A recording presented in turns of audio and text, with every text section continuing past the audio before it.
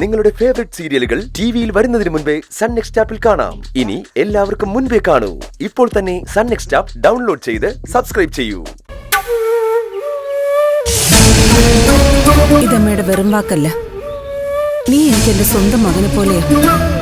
പൂജയ്ക്ക് വേണ്ടി മാത്രമല്ല, നിനക്ക് വേണ്ടി കൂടിയാണ് ഞാൻ ഇതൊക്കെ ചെയ്യുന്നത്. എന്നെ നീ നിരാശപ്പെടുത്തരുത്. എന്റെ അവസ്ഥ ഒന്ന് മനസ്സിലാക്കണം. ഏതായാലും പൂജ മോളെ വിഷമിപ്പിക്കുന്ന ഒരു കാര്യം നീ ചെയ്യില്ലെന്ന് എനിക്കറിയാം. പക്ഷെ ഇപ്പൊ നീ കാണിക്കുന്നതൊന്നും എന്തിന്റെ പേരിലാണെങ്കിലും അംഗീകരിച്ചു തരാൻ എനിക്ക് പറ്റില്ല. അവസാനമായി ഞാൻ നിന്നോട് ചോദിക്കാം മോനെ,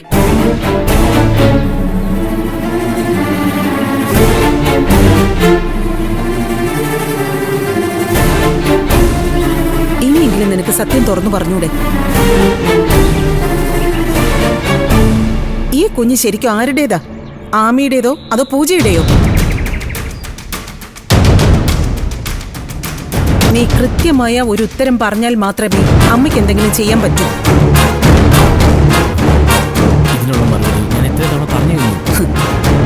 അങ്ങനെ എങ്ങും തൊടാത്തൊരു മറുപടിയല്ല എനിക്ക് വേണ്ടത്. നീ പൂജയോട് പറഞ്ഞത് എന്താ? ഇത് അവളുടെ കുഞ്ഞാണ്, താൽക്കാലികമായി നീ നിന്റെ പെങ്ങളെ രക്ഷിക്കാൻ ഒന്ന് വെച്ചു മാറുന്നു, ശരിയല്ലേ?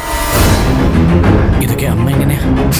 പേടിക്കണ്ട, നിന്റെ ഭാര്യ വിശ്വസ്തയാ. അവൾ ഇന്ന് വരെ യാതൊന്നും എന്നോട് തുറന്നു പറഞ്ഞിട്ടില്ല.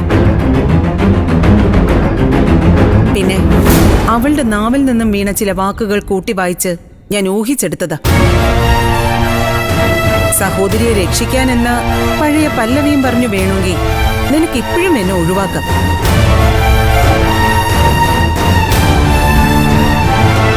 പക്ഷെ മോനെ, നിനക്ക് എന്നെയെന്നല്ല ആരെയും ഒഴിവാക്കാൻ കഴിയാത്തൊരു തെളിവ് അപ്പോഴും അവശേഷിക്കുന്നുണ്ടല്ലോ. ഇതാ നോക്ക്, ഹോസ്പിറ്റലിൽ നിന്ന് ഞാൻ എടുത്ത ഡിസ്ചാർജ് സമ്മറിയ.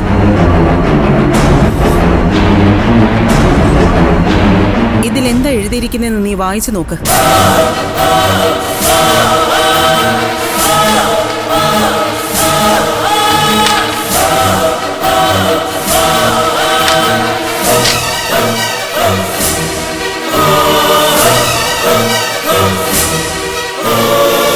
കുഞ്ഞിന്റെ അമ്മയുടെ സ്ഥാനത്ത് ആത്മജ ഉമാദത്തനെന്ന്.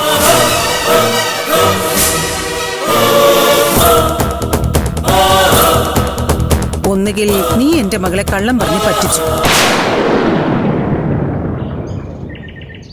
കുഞ്ഞിന്റെ യഥാർത്ഥ അമ്മ ആത്മജയാണ്.